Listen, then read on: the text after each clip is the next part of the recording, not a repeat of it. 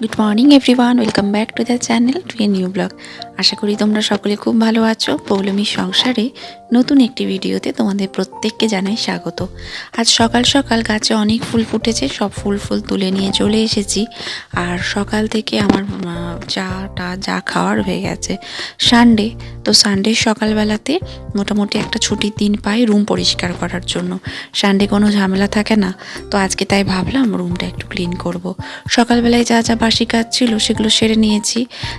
জামা নাইটি ফাইটি আমি চেঞ্জ করে নিই সকালবেলায়, কারণ বাসি নাইটি আমার বিয়ের পরই আমার শাশুড়ি মা বলেছিল সকালবেলায় চেঞ্জ করে নিতে। তো সেই জন্য সকালে নাইটি ফাইটি চেঞ্জ করে নিয়েছি। ঠাকুর ঘরও আজকে ক্লিন করে ব্রেকফাস্ট করে এখন চলে এসেছি একটু রুমটা পরিষ্কার করব। তোমরা এর আগের ভিডিওতে দেখতে পাবে যে আমি রুম পরিষ্কার করার আগে বিছনার চাদর তারপর চেঞ্জ করি, কিন্তু আজকে বিছনার চাদরটা আমি দুদিন আগেই চেঞ্জ করেছিলাম। আর রুমটাও খুব একটা যে ভীষণ মেশি হয়ে আছে তা নয়, কারণ আমি যেহেতু সময় পেলেই একটু করে ক্লিন করে নিই। তো সেই জন্য আজকে না রুমটা ক্লিন করার আমার কথাও ছিল না। আজ আমি একটু ব্যস্ত, তার কারণ আজকে আমাদের মেয়েদের স্কুলে আছে অ্যালুমিনি মিট। তো সেই জন্য এইটুকু বাচ্চাদের যে পুনর্মিলন আমরা ভাবতেই পারি না। আমরা অনেক বড়োবেলাতে যখন ক্লাস 12-12-এ পড়ি তখন এই ব্যাপারে মানে জেনেছি বা এই ওয়ার্ডটা সম্বন্ধে শুনেছি। তো যাই হোক, তো সেই জন্য একটু ব্যস্ততার মধ্যেও আছি। তো ভাবলাম যে আজকে সানডে, আজ না হলেও সারা সপ্তাহ আরও একটু বেশি ধুলো হয়ে যাবে। তো সেই জন্য সকাল সকাল বিছানাটা তুলে নিয়েছিলাম, তাই ভাবলাম ওপর করে একটু করে মুছে দিই। কিন্তু ওপর মুছতে গিয়ে আমি তো ওপর মুছতে পারবো না, আমাকে পুরোটাই ক্লিন করতে হবে। তো সেই জন্য এখন আমি চলে এসেছি ক্লিন করার জন্য।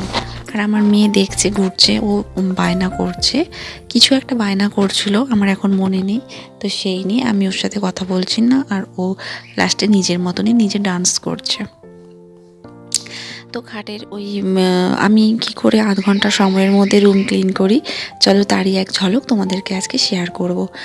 সকালবেলায় ছুটির দিনে একটু দেরিতেই ঘুম থেকে ওঠা হয়, আর তার উপর শীতকাল। যদিও শীতটা এখন অনেকটাই কমে গেছে, কিন্তু তাও ঠান্ডা তো একটা হাওয়া আছে। আর এখন ওই পাশগুলো মুছে নিয়েছি, খাটের যে ওপরের ফার্নিচারগুলো মুছে নিয়েছি। আর এখন চলে এসেছি আয়না পরিষ্কার করার জন্য। সত্যি কথা বলতে আমার না, জানি না কেন এমনি মুছে বসায় না, কলিন না দিয়ে না মুছলে আমার মনেই হয় না যে আমি ডাস্টিংয়ের কাজ করলাম বলে। তো কলিন দিয়ে মুছলে তবে সেটা পরিষ্কার হয়। তো যাই হোক, আর আয়না না কলিন দিয়ে মোছার পরও আমাকে একটা শুকনো কাপড়ে করে মুছে নিতে হয়, তাহলে ওই কলিনে মোছার পরও একটু কেমন লেগে থাকে, তো ওটা শুকনো কাপড়ে মুছলে একদম চলে যায়। তো এই করছি এখন আর কি। আর এখন হাজব্যান্ড গেছে বাজারে, আর যেহেতু সানডে ছুটির দিন, তো আজকে চিকেন বা মাটন কিছু তো একটা হবেই। তবে আজকে মাটন হবে না, যেহেতু আগের সপ্তাহে মটন হয়েছে। আজকে হয়তো দেশি মুরগি নিয়ে আসবে, কারণ বাবা আবার ব্রয়লার মুরগি খেতে পছন্দ করে না। তো সেই জন্য দেশি মুরগি হয়তো আনবে। আয়নাটা মোছা হয়ে গেছে, টেবিলের যা জিনিস ছিল ওগুলোকে সব নামিয়ে নিয়েছি। না নামালে না পরিষ্কার করে মোছা যায় না, তো সেই জন্য সমস্ত কিছু নামিয়ে একদম ঝেড়ে সমস্ত কিছু গুছিয়ে রাখবো। তো চলো তোমরা আমার সঙ্গে ভিডিওটা দেখতে থাকো, আশা করি তোমাদের ভিডিওটা ভালো লাগবে।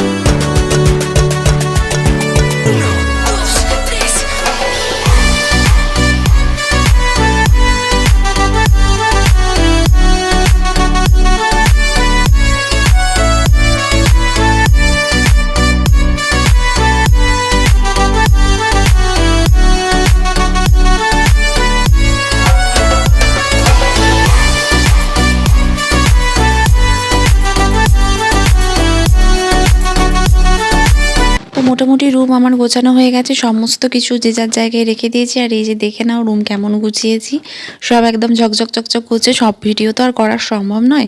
আর খাটের সাইডের যে বিটগুলো আছে ওগুলো, জানালার বিটগুলো, তারপরে আলনা যে ছোটোটা আছে তার নিচের যে তলায় ধুলো পড়ে, সমস্ত কিছু একদম পরিষ্কার করে মুছে নিয়েছি।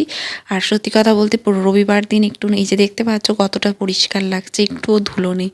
রবিবার দিন না একটুখানি রুম টুমগুলো পরিষ্কার না করলে আমার আবার ঠিক হয় না, কেমন যেন লাগে। তো যাই হোক, সমস্ত কিছু হয়ে গেছে, মনের শান্তি, নিজের শান্তি।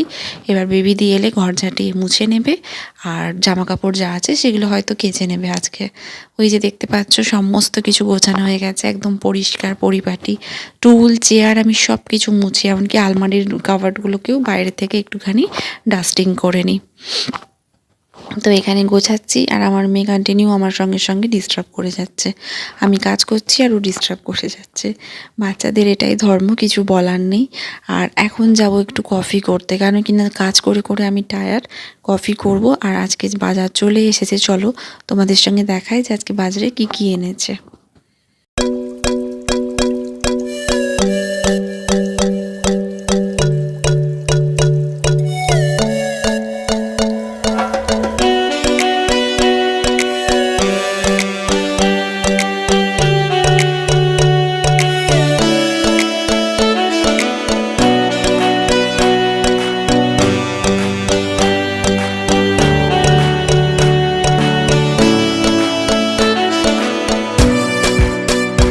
তো এই যে চিকেন নিয়ে এসেছে, দেশি মুরগি, আর মালা দিয়ে এখানে চিকেনটা ম্যারিনেট করে রেখে দিয়েছে হলুদ আর তেল দিয়ে।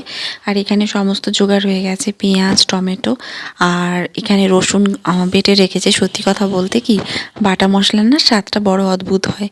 সত্যি শিলে বাটা মশলার টেস্টই অনেক গুণ বেড়ে যায়। আর এখানে নিয়ে এসেছে এক ব্যাগ বাজার। তো এখন আমি চিকেনটা বসিয়ে দেবো, কারণ ও খেয়ে দোকান যাবে।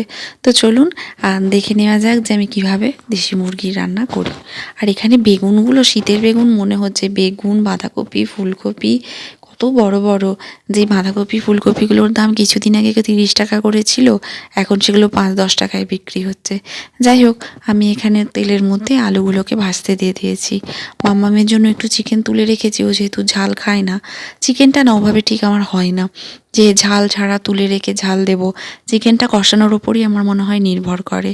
ঠিকঠাকভাবে কষানো হলে তবেই কিন্তু তার স্বাদটা ওঠে। তাতে লঙ্কাও দিতে হবে, মিষ্টিও দিতে হবে, সব। না হলে অন্য তরকারির মতো এইভাবে করা যায় না। তো কড়াতে গোটা গরম মশলা থেতো করে দিয়ে দিয়েছি, আর এখন দুটো তেজপাতা দিয়ে ভালো করে পেঁয়াজটা লাল লাল ভাজা অবধি অপেক্ষা করব। যতক্ষণ না ব্রাউন ব্রাউন কালার হয় ততক্ষণ আমি আদা রসুনের পেস্ট দেবো না। আর ওখানে কলমি শাক ভাজা হয়ে গেছে, 11টি কলমি শাক এনেছিল, সেটা ভেজে এখন এইটুকু আমাদের 4 জনের জন্যই এনাফ। তো এবার আমার আদা রসুন পেস্ট দেওয়া হয়ে গেছে, তারপরে যা যা রেগুলার মশলা, লঙ্কা গুঁড়ো, হলুদ, ধনে গুঁড়ো, জিরে গুঁড়ো সব দিয়ে চিকেনটাকে ব্যাস দিয়ে দিয়েছি। এবার ওটা ম্যারিনেট করা চিকেনটা দিয়ে কষানো হবে, অনেকক্ষণ কষানো হবে, 10-15 মিনিট, তারপরে আমি কুকারে দেবো। তো মিনিমাম আমি 15 মিনিট তো আমার কষানোই হয়, যতক্ষণ না পুরো জলটা একদম টেনে নেবে। তোমরা কে কে সজনা ফুল বাটি খেতে ভালোবাসো বলো তো? আমাদের বাড়িতে কিন্তু প্রচুর হয়। তো এখন স্নান ধান হয়ে গেছে, আমি আর মা বসে গেছি। আমি আজ তাড়াহুড়ো করছি, মাকে দিয়ে দিয়েছিলাম খাবারটা। আর আমি তখন স্নান করতে গেলাম, আর এখন ঘড়িতে পুরো 2টো। আমি বসে গেছি আর মায়ের খাবার চাপা দিয়ে দিয়েছি। মায়েরও স্নান হয়ে গেছে, মা এক্ষুনি এসে খাবে। তো এখন ঘড়িতে বাজে ঠিক 4:30, আর আমি 4:10-এর সময় টোটো থেকে করে আমাদের মেয়েদের যেখানে প্রোগ্রাম হবে, এটা হচ্ছে আমার কলেজ। আমি এই কলেজে এমএ কমপ্লিট করেছি।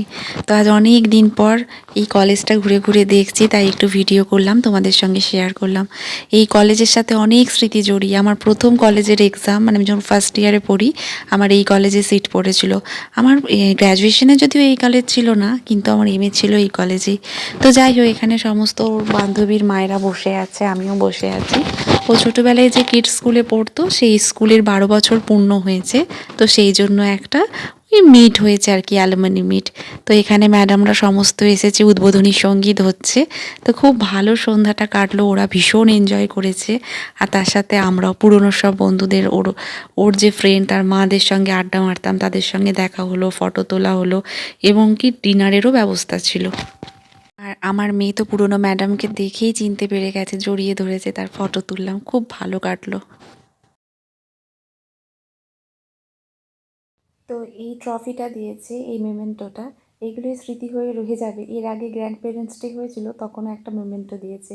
ওদের ওই কিডস স্কুলটা সব থেকে বেস্ট প্রি স্কুল, সমস্ত কিছু এত সুন্দরভাবে অ্যারেঞ্জ করে আর করে, খুব ভালো লাগে। কাল ভিডিওটা রেন্ট করা হয়নি, রাত্রিবেলায় এসে এত টায়ার্ড ছিলাম যে ঘুমিয়ে গিয়েছিলাম। মানে ঘুমিয়ে তো আর এসে যায় না, মামামকে খাওয়ালাম মতো কিচ্ছু খায়নি, ওখানে ডিনারের অ্যারেঞ্জ করেছিল।